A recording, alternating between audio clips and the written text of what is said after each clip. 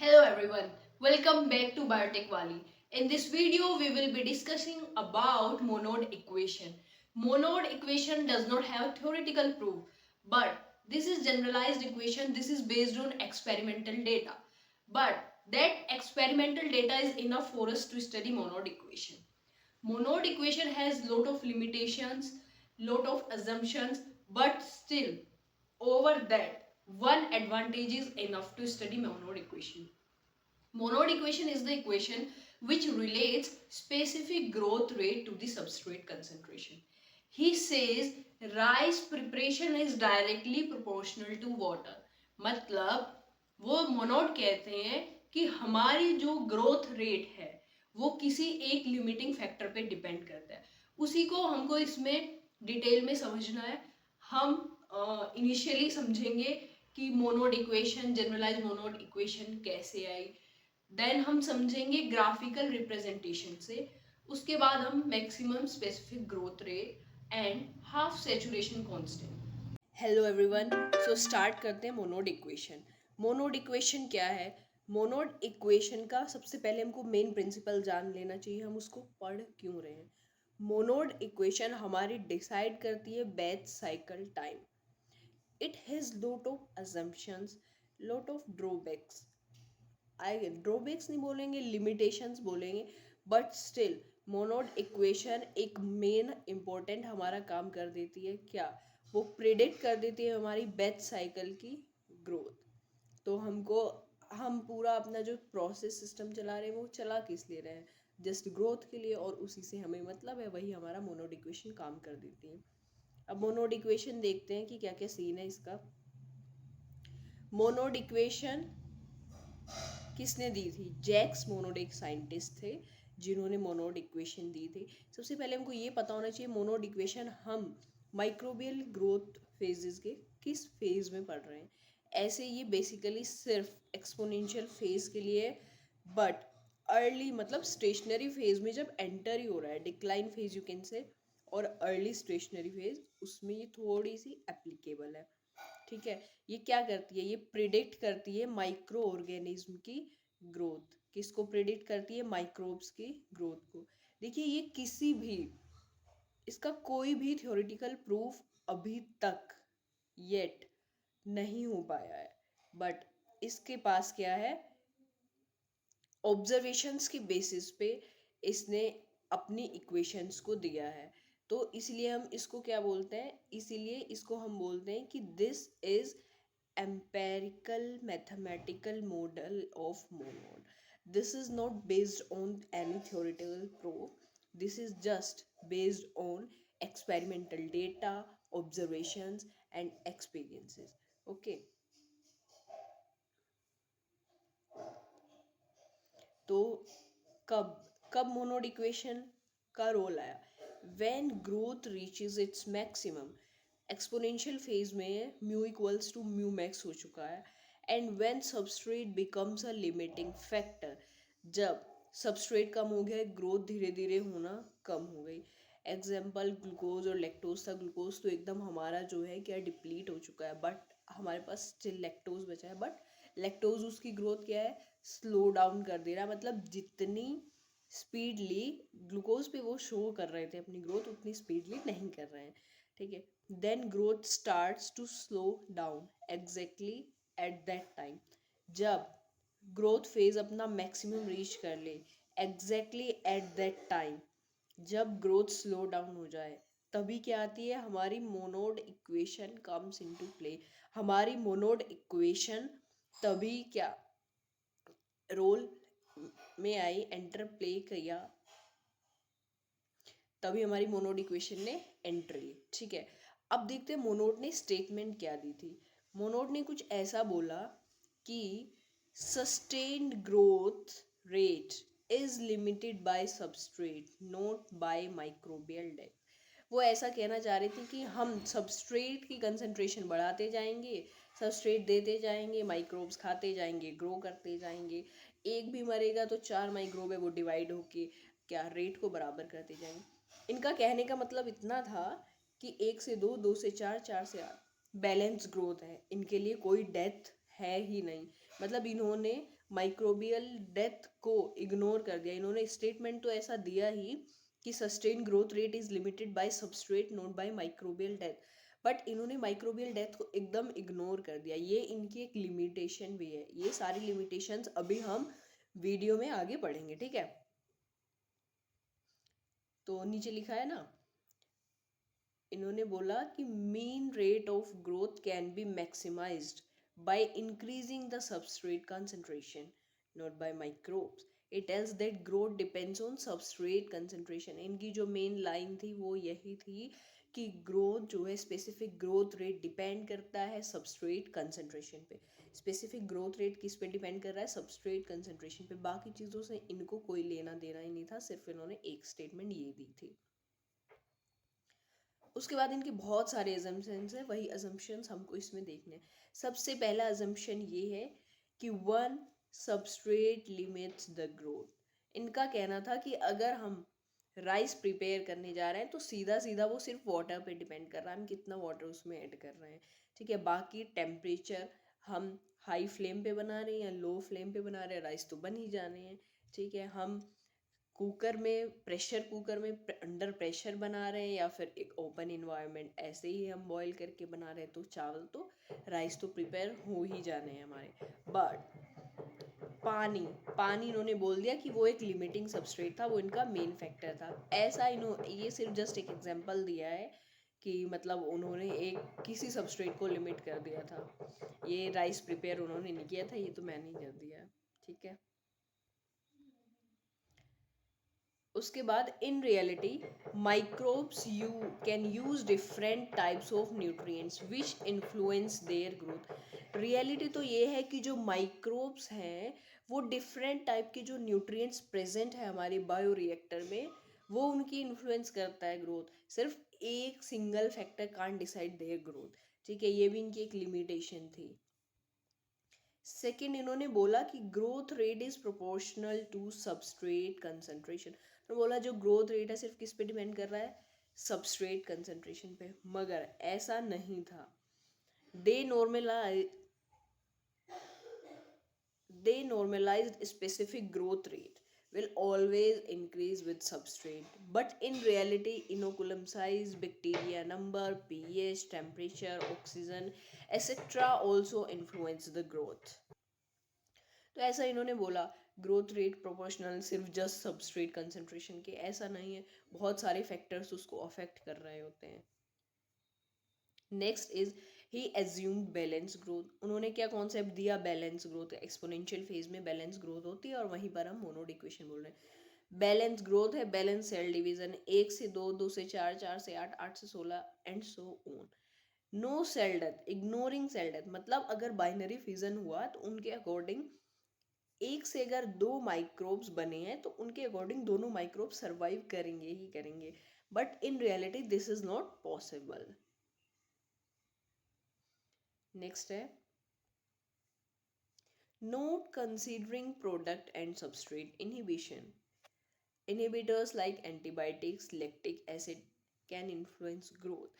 भाई एंटीबायोटिक्स अगर उसमें रिलीज हो गई, एंटीबायोटिक्स माइक्रोब्स से रिलीज करते हैं और माइक्रोब्स के अगेंस्ट ही वो वर्क करती है, आपको पता है ना, माइक्रोब्स के अगेंस्ट ही वर्क करती है। But he was not considering all these limitations. Steady state condition, उनके according all over process constant थी सारी condition, whether it is pH, whether it is temperature और whether it is water, oxygen, whatever. Not considered Newtonian fluid. इन्होंने Newtonian fluid को consider ही नहीं किया। उनके अकॉर्डिंग उन्होंने एक सिर्फ लिक्विड माना और वो भी स्टैंडर्ड लिक्विड लिया लाइक वाटर। उन्होंने कोई विस्कस फ्लूइड्स के बारे में बात ही नहीं की, ठीक है। तो इन bio reactors you tend to do things in liquid and so if you look only water then you are considering only Newtonian fluid, not non-Newtonian fluid। इनकी ये सब लिमिटेशन, और भी बहुत सारी लिमिटेशंस थी, बट हमने मेन लिमिटेशंस जो हमारे फैक्टर को अफेक्ट कर रही हैं वो की। उसके बाद हम नेक्स्ट पढ़ेंगे कि मोनोड ऑब्जर्वेशन। उन्होंने मतलब एक तो इक्वेशन थ्योरेटिकली दी और ग्राफिकल मेथड्स भी है इनके, ठीक है।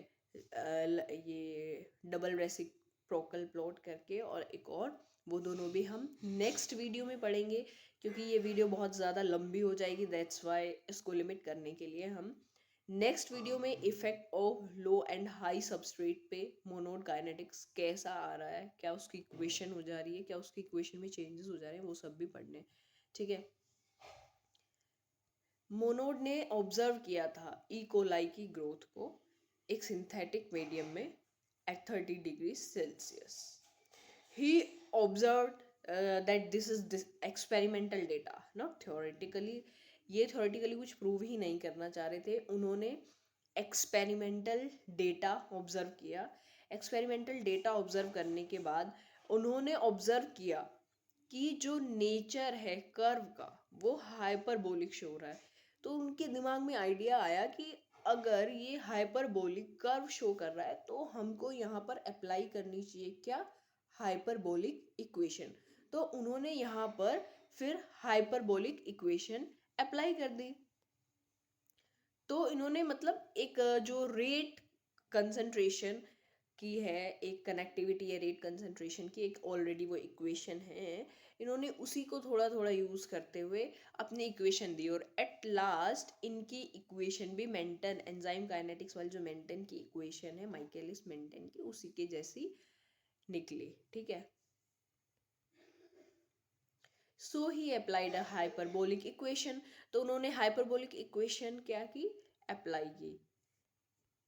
It says it says rate is directly proportional to concentration, means R is directly proportional to concentration.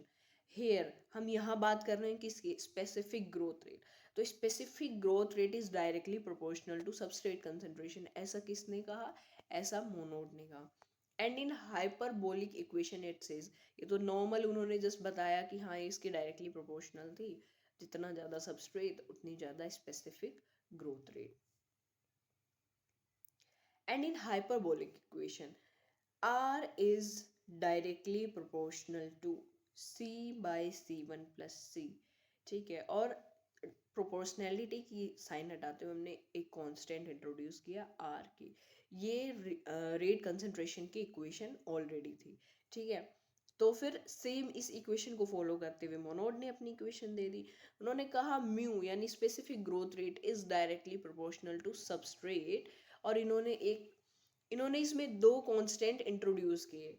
ये प्रोपोर्शनलिटी का साइन हटाते हुए इन्होंने म्यू मैक्स दिया, mu equals to mu max, तो एक्सपोनेंशियल फेज में ऑलरेडी हो ही रहा था। के एस इन्होंने दिया कि जब इनकी ग्रोथ जो है क्या हो जाएगी, हाफ लेवल रीच कर लेगी। mu max and ks are numerical fitting constant rather having clear root। अगर ये सबका उनको क्लियर रूट मिल ही जाता तो जनरलाइज्ड इक्वेशन ना रह जाती, एकदम एग्जैक्ट इक्वेशन हम लोगों को मिल जाती, ठीक है। If you observe this equation, this is similar to Michaelis-Menten equation और similar to Langmuir adsorption isotherm। देखिए अब थोड़ा u की जगह v है, म्यू मैक्स की जगह वी मैक्स है, सबस्ट्रेट सेम है, और के एस की जगह वहाँ पर सबस्ट्रेट के लिए कांस्टेंट आया है, और यहाँ पर के एम माइकेलिस ने अपना कांस्टेंट दिया है, ओके।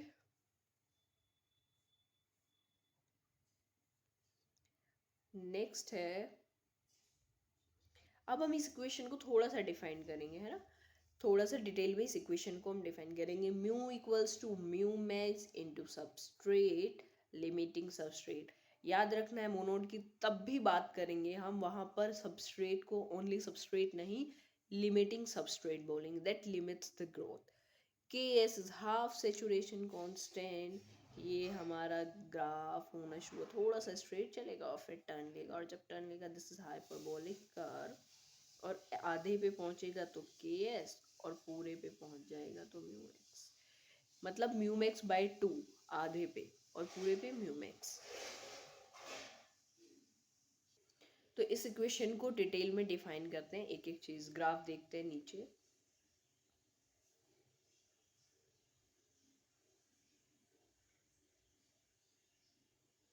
ये ग्राफ प्लॉट किया गया है सबस्ट्रेट और किसके अगेंस्ट, स्पेसिफिक ग्रोथ रेट, यानी डिवीजन पर आर जितने हो रहे हैं उसमें और सबस्ट्रेट के अगेंस्ट प्लॉट किया है ग्राफ। देखिए यहाँ पर आपको दिख रहा होगा थोड़ा लीनियर ग्राफ, ठीक है, और उसके बाद ऊपर जाने के बाद ये थोड़ा टर्न ले रहा है। दिस इज हाइपरबोलिक ग्राफ, ठीक है, ये हाइपरबोलिक कर्व है। ये कैसा कर्व है? हाइपरबोलिक है। इन्होंने कहा है कि जैसे जैसे सबस्ट्रेट बढ़ रहा है वैसे वैसे स्पेसिफिक ग्रोथ रेट बढ़ रही है। यहाँ तक पहुँचने के बाद ग्रोथ रेट कितना पहुँच गया? हाफ। ग्रोथ रेट हाफ पहुँच गया है, ठीक है। और जितना जितना सबस्ट्रेट कंसंट्रेशन बढ़ती जाएगी वैसे वैसे म्यूमैक्स क्या है? मैक्सिमम की तरफ जाता जाएगा। बट एक पॉइंट ऐसा आएगा जब फिर से ग्रोथ जो है म्यू मैक्स से धीरे धीरे डिक्लाइन शुरू होगी। म्यू मैक्स से जो ग्रोथ है वो धीरे धीरे कम होना शुरू होगी और एट दैट फेज एंटर करते हैं अर्ली स्टेशनरी फेज में। सबस्ट्रेट की जो यूनिट है वो mg/लीटर है और मिलीमोल पर लीटर भी हो सकती है। स्पेसिफिक ग्रोथ की जो यूनिट है वो है, स्पेसिफिक ग्रोथ की यूनिट क्या है? Are inverse. Are inverse specific growth rate की यूनिट है। आपको ये ग्राफ समझ में आ रहा है ना कि धीरे जैसे जैसे सबस्ट्रेट कंसंट्रेशन बढ़ी वैसे वैसे हमारी ये बढ़ना शुरू हो गया ग्रोथ, ठीक है। और म्यू मैक्स को ही हम क्या कह रहे हैं? म्यू मैक्स जहाँ पर आधी ग्रोथ हमारी रीच हुई वही क्या है? उस म्यू मैक्स बाय 2 को हमने क्या दे दिया? के एस, एक कांस्टेंट का नाम, that is half saturation constant. जब हमारा म्यू मैक्स बाय 2 की हाफ ग्रोथ से काम चल जा रहा था, इसको हम 1/2 इक्वल्स टू 0.5 भी लिख सकते हैं, 0.5 म्यू मैक्स। जब हमारा इसी से काम चल जा रहा था तो इनको ये एक ऐसा कांस्टेंट इंट्रोड्यूस करने की क्या ज़रूरत थी जिसका वो थ्योरेटिकल प्रूफ नहीं दे पाए। ना ही तो इसका, हमारे ग्राफ में दोनों ही ये चीज़ें ऐसी हैं जिनका उनके पास कोई एग्जैक्ट थ्योरेटिकल प्रूफ नहीं है, ठीक है। तो यही सब हमको स्टडी करना है। उसके बाद हम नेक्स्ट वीडियो में स्टडी करेंगे कि सबस्ट्रेट कंसंट्रेशन जब लो है और तब हाई है तब हमारी मोनोड काइनेटिक्स पे क्या इफेक्ट हो रहा है। अब आगे देखते हैं अपना म्यू मैक्स को थोड़ा डिफाइन करेंगे, फिर हाफ सेचुरेशन कांस्टेंट को थोड़ा डिफाइन करेंगे, क्योंकि ये तो एग्जाम में आते ही आते हैं और उनके ऊपर न्यूमेरिकल्स भी बहुत आते हैं। देखिए म्यू हमारा क्या है? स्पेसिफिक ग्रोथ रेट, जिसकी यूनिट है आर इनवर्स। यूनिट्स को आपको मेनली याद रखना है और ये एग्जाम में पूछी भी जाती है। S equals to concentration of limiting substrate. S क्या है? कभी भी आपको यहाँ पर जस्ट सबस्ट्रेट नहीं लिखना है, साथ में क्या लिखना है? Limiting substrate, okay.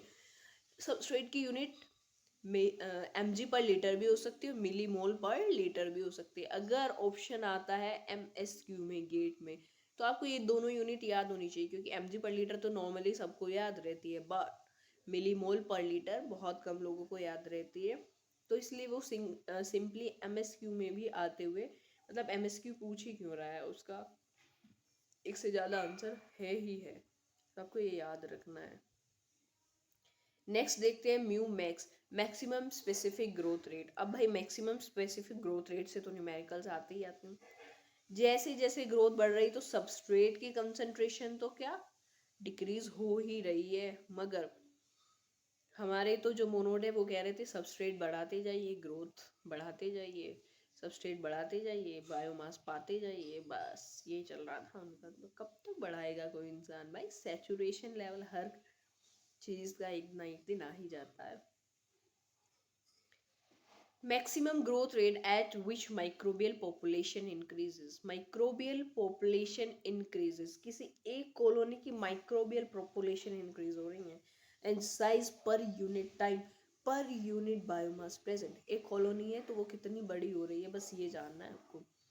No substrate limitation, substrate limitation तो इन्होंने कहीं दिखाई ही नहीं, ठीक है, और ना ही सबस्ट्रेट इनहिबिशन दिखाया इन्होंने, ठीक है। हम मैक्सिमम स्पेसिफिक ग्रोथ रेट को एक्सप्रेस करते हैं टाइम में, ये भी एक इम्पॉर्टेंट पॉइंट है, इसको याद रखना है कि हम मैक्सिमम स्पेसिफिक ग्रोथ रेट को एक्सप्रेस करते हैं टाइम में, जनरली आर में, ठीक है।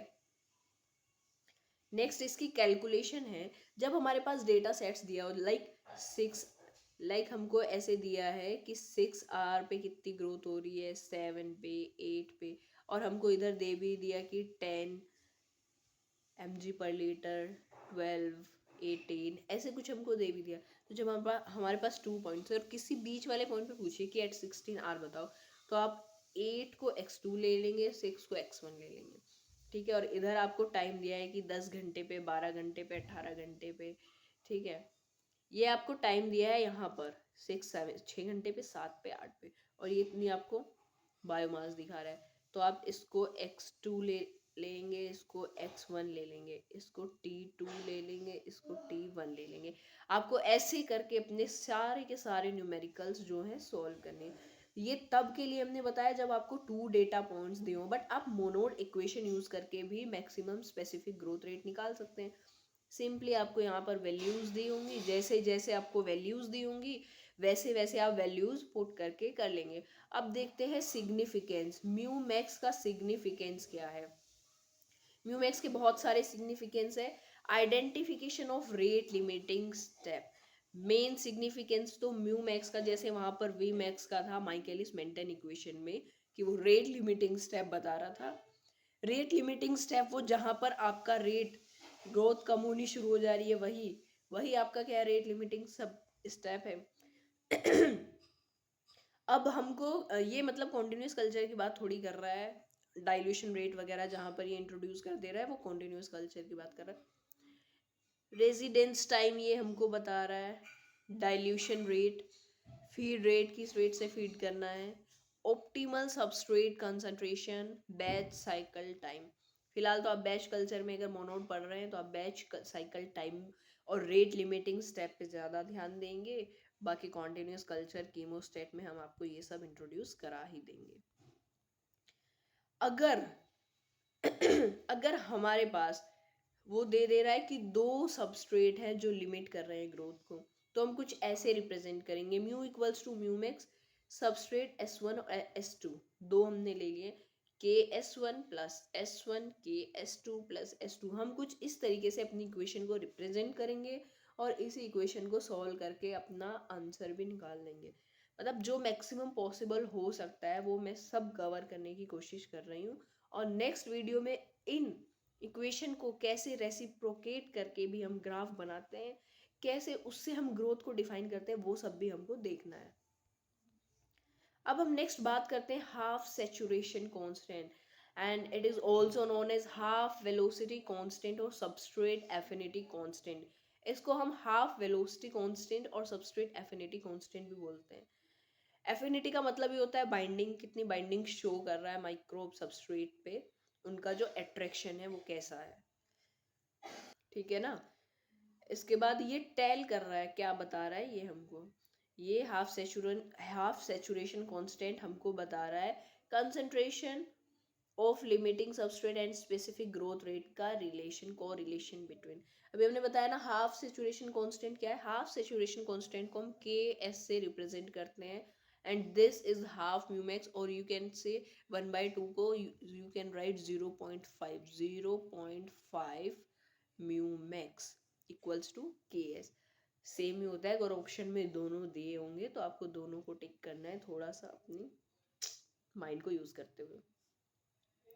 उसके बाद KS इज मेन, KS जिसकी बात कर रहे हैं वही तो सबसे मेन है, और उसके एक लाइन में अगर हम डिफाइन करेंगे या डेफिनेशन देंगे तो क्या आएगी, substrate concentration at half of the maximum specific growth rate. वो सबस्ट्रेट कंसंट्रेशन जिस पर जो मैक्सिमम ग्रोथ है वो आधे पर पहुंच जाए, हाफ लेवल रीच कर ले, that is half saturation constant. It is also known as substrate affinity constant. Why? Because as it predicts microbial behavior at different substrate uptake rate. क्योंकि ये प्रिडिक्ट कर रहा है सबस्ट्रेट अपटेक रेट को different conditions में, different environment में, different microbial behaviour को ये प्रिडिक्ट कर रहा है। आई होप आपको ये सब समझ आया अच्छे से, और I hope you are excited to know कि क्या इफेक्ट है सबस्ट्रेट कंसंट्रेशन का माइक्रोबियल ग्रोथ पर। तो मिलते हैं नेक्स्ट वीडियो में, तब तक बने रहिए बायोटेक वाली। लाइक शेयर और सब्सक्राइब करना मत भूलिए। और आप क्या टॉपिक पढ़ना चाहते हैं वो तो कमेंट ज़रूर कर दीजिएगा।